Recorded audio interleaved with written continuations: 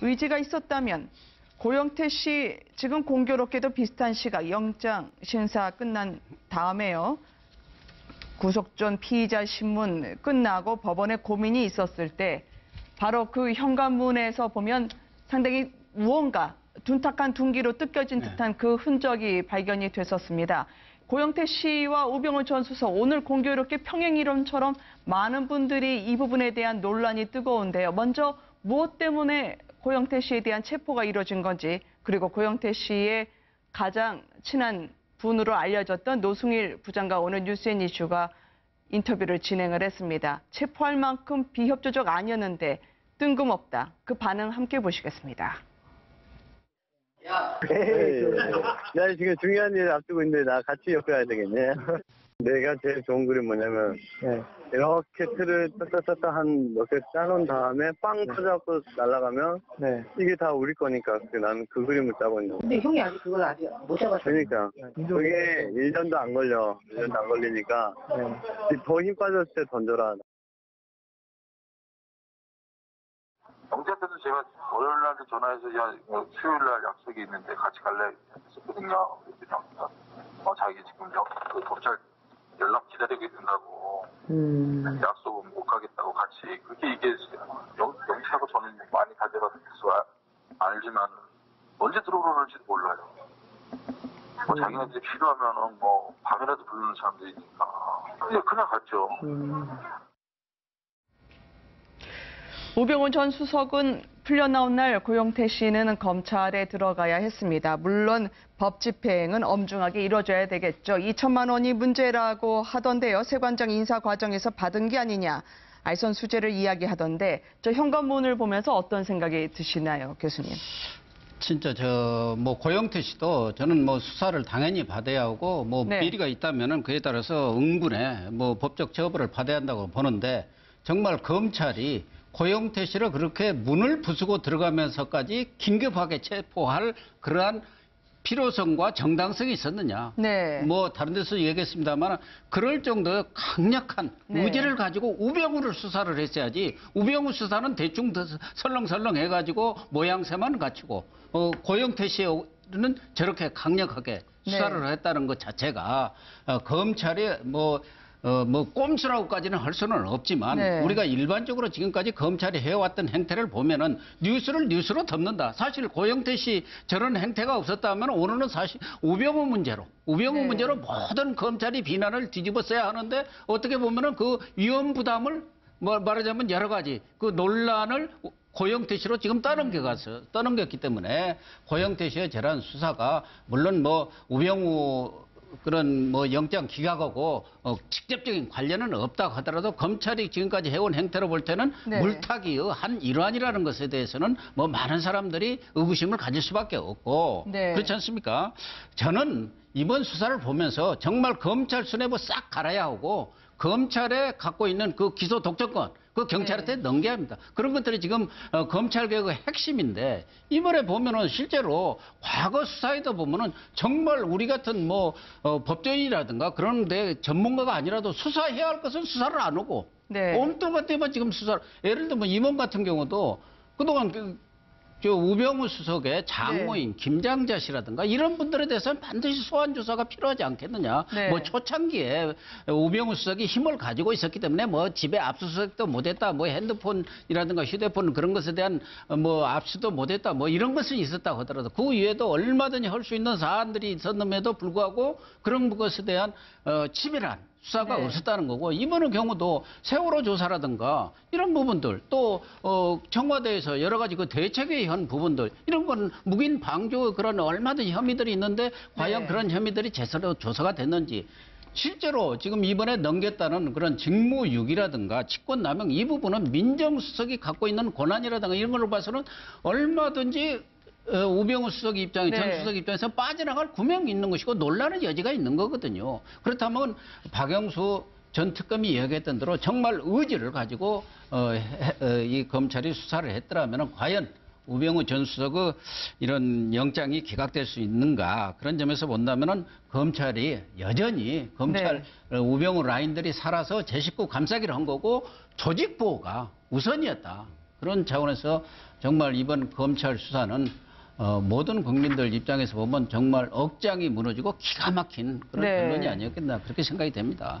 검찰에 오늘 취재진의 질문이 네. 쇄도했습니다. 그렇지만 고영태 씨가 저항을 했다는 취지로 이야기를 하더라고요. 버텼다. 그래서 소방서 직원을 불러서 현관문을 저 사진에서 보시는 것처럼 부숴야 했다고 얘기를 하던데 이 고영태 씨 측근은 전혀 아니다. 네. 검찰 수사에 늘 협조적이었고 이번에도 대기하고 있었다라고 이야기해서 상당히 상반된 진술이 서로 오가고 있습니다. 네, 이 진실 공방은 체포 적부심이라는 절차를 통해서 확인될 겁니다. 네. 지금 고영태 씨 측 변호사는 체포 적부심, 그러니까 구속 적부심은 많이 들어보셨는데 체포 적부심은 아마도 처음 들어보신 분 많을 텐데요. 네. 체포 자체가 적법하지 않거나 부적절한 경우에 체포 자체가 적법한지 여부를 다루는 절차거든요.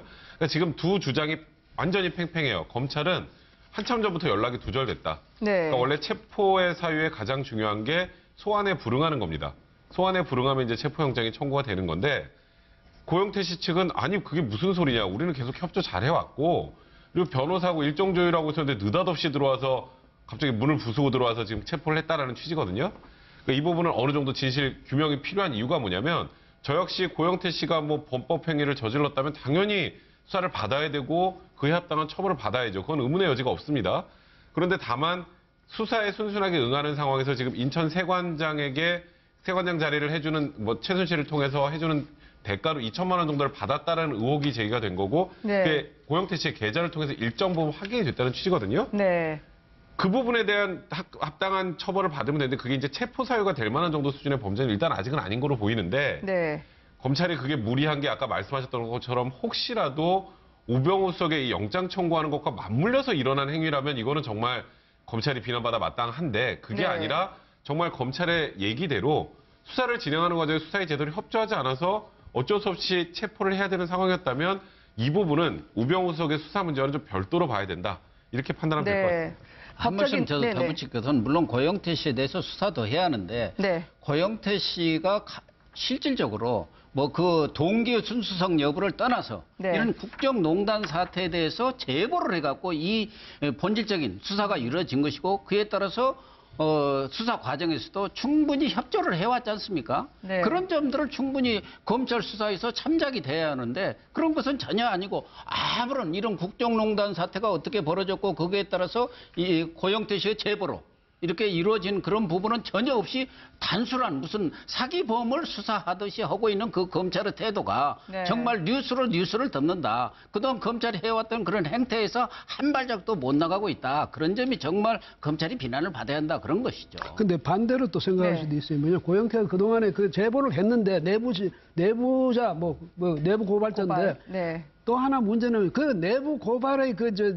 제보의 의도가 뭐였냐? 그게 순수하지 못하니 아까도 여기 좀 나왔지만은 그것 때문에 고영태를 진작에 고영태를 왜 수사 안 하냐 이렇게 반발하고 그런 목소리도 많았거든요. 네네. 그래서 저는 그게 오히려 그동안에는 검찰이 왜 가만히 있다가 지금 갑자기 고영태를 저렇게 신경을 쓰고 고영태를 문까지 뜯어가면서 고영태를 잡아갔느냐. 아니 그 점도 공교롭게도 최순실 씨가 압수수색 직전에 아니 왜 우리 쪽은 구속까지 하면서 고영태는 조사를 안 하느냐라고 하면서 바로 일가를 했었거든요. 그러니까 바로 그때도 그 검찰이 얘기한 거예요? 뭔가 이야기를 했어야죠. 그때는 고영태는 우리가 왜 안 잡아간다든지 네. 왜 수사를 안 한다든지 아무 말 없이 나갔다가 지금 와서 갑자기 저렇게 문까지 뜯어가는 그것도 일종의 퍼포먼스 아니겠습니까? 그래가면서 저렇게 하는 것이 국민들로서는 좀 이해하기 어렵거든요. 그거는 제가 좀 설명드려야 될 것 같은데요. 네. 검찰이 그때 아무 말도 안 했던 건 아니고 그 당시까지는 이 녹음 파일이 쭉 나와서 막 굉장히 제가 봐도 뭐 불순한 의도로 뭐 충분히 그 내부 고발했을 수는 있지만 그 얘기하는 그것만 가지고는 형사처벌이 안 된단 말이에요. 그러니까 실제 범죄 혐의를 최근에 포착한 게 그 고영태 계좌에서 수상한 자금 흐름이 발견됐기 때문에 지금 수사를 시작을 한 거고요.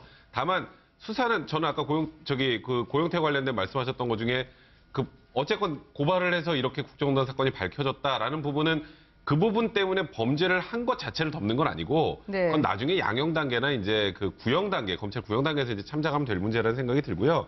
그러니까 이 부분, 이제 고영태와 관련된 부분은 국정농단과 무관하다는 걸 일단 선을 하나 한번 그어야 될 것 같고, 그리고 개인적 비리와 관련돼서는 수사를 해야 된다는 취지고, 다만 조금 전에 아까 말씀하셨던 것처럼 이 긴급 체포하는 과정에서 막 문을 뜯고 하는 게 적법한 매뉴얼을 따라서 이루어졌다고 하더라도 지금 고영태 변호인과 검찰의 주장이 다르잖아요. 그 부분을 정확하게 확인해 보면 검찰이 어떤 의도를 가지고 이런 행동을 했는지 명확하게 알 수 있다. 그런 취지입니다. 저는 백 변호사님 말씀이 약간 이해가 안 되는 게 저는 비전문가니까. 그런데 뭐냐면요. 네. 그거는 이 검찰이 조사할 혹은 수사할 문제가 아니다 이렇게 말씀 단언하셨는데 그 제안이 참 거기서 했던 그 의도가 녹음이 돼서 그동안 나왔잖아요. 네. 그 자체가 그 이후에 그냥 유야무야 됐다면 그건 물론 말로만 끝났을 수 있는데 거기 말했던 것이 실제로 행해졌다 이 말이에요. 그렇잖아요.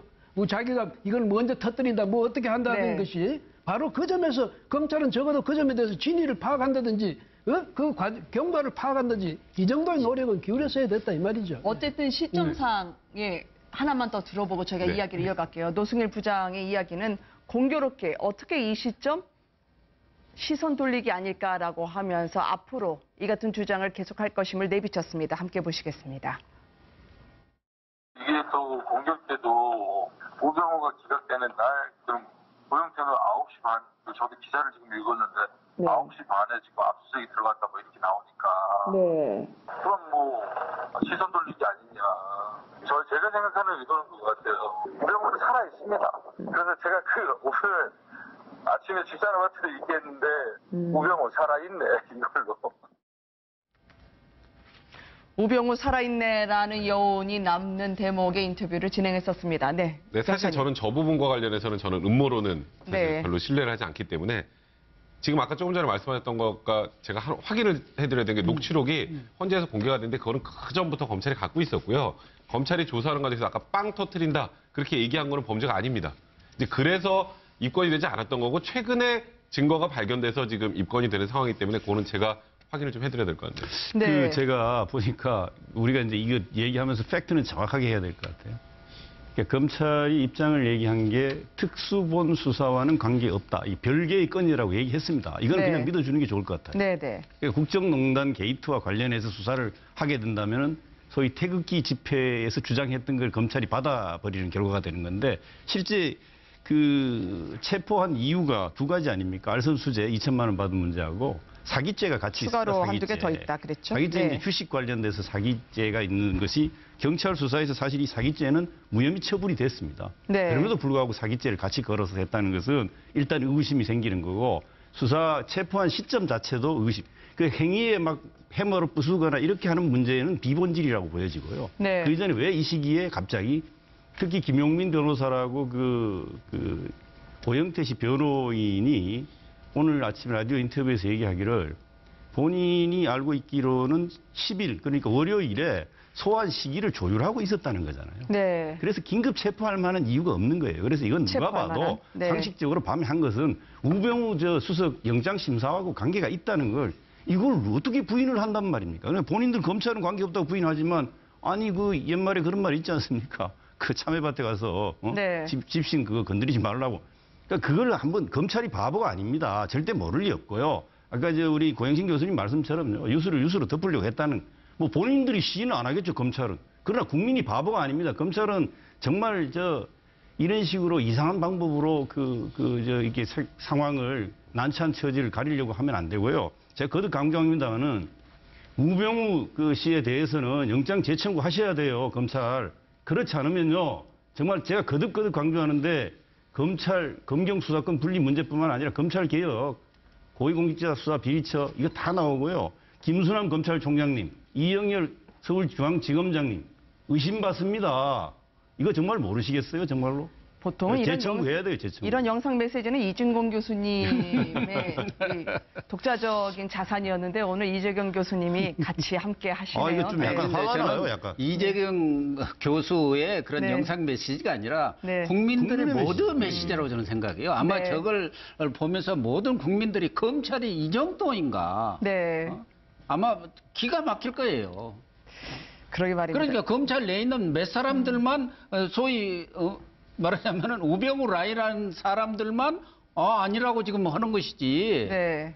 대다수 국민들은 정말 이 국정농단의 마침표는 결국 우병우 씨에 대한 단죄라고 다들 생각하고 있었거든요. 아, 물론 그 여기서요. 이야기를 지금 하고 한 있는 말씀은 꼭 제가 추가로 네. 보태고 싶은 것은 정말 검찰이 그 숫자가 많지 않습니까? 검사들. 일선에서 네. 경무에 시달리면서 밤새워 일하는 검사 후배들 저 많이 후배들 알고 있고요. 제 동기들도 그랬고 제 선배들도.